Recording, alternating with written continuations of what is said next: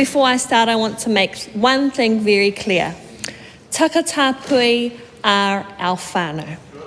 In the recent events we have witnessed following Pride Week, we saw our takatapui communities being devastatingly targeted for simply being themselves. On such an important kaupapa like our takatapui communities being devastatedly targeted over the weekend, the immense disappointment, heartbreak that I felt as a young wahine Māori to see this. Now, I am not able to speak on behalf of takatapui communities, but it should be my responsibility to advocate for and stand up for our takatapui communities. And I think of the way that they were barricaded and pushed. This is not how you protest. This is not how you advocate for something. And what even are you protesting about? Of someone simply being themselves. I want to mihi and reflect on some of the takatapui that I know, such as the magnificent Perverts. I mean, isn't he just absolutely amazing in the way that he's constructed our taonga tuku iho mātauranga Māori in a way that my generation can benefit and flourish from.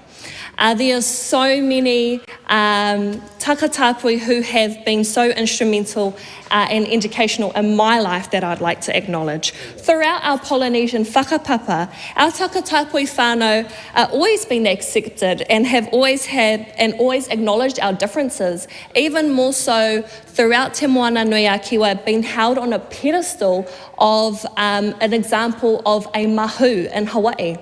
And we each come with our own whakapapa and our own genealogy and our own identities, but at the end of the day, we are all whānau.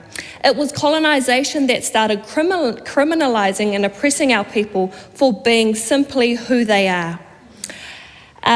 We must speak up.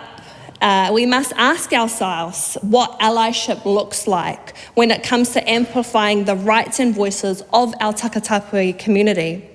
Fighting for our rights as Indigenous peoples mean we must fight for all rights of oppressed communities.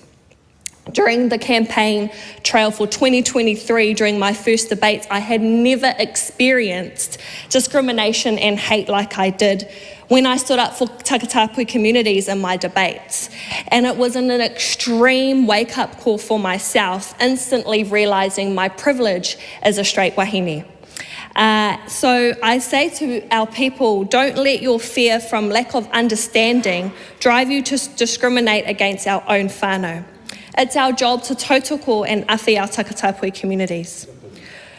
And I'd finally like to say to any takatapui community person listening to me in the house or outside of the house, we hear you, we see you, and we love you, and we appreciate you. And with the platform that I have on social media, I would like to, if any rangatahi is listening to me now, and if you have had any self-doubt or mental health hardships after watching the recent events, please go to the ME Family Services and outline Aotearoa if you are struggling with anything that you have witnessed over the week, where they can help and facilitate any awhi or tautoko that you might need. Tēnā rā koe te pika.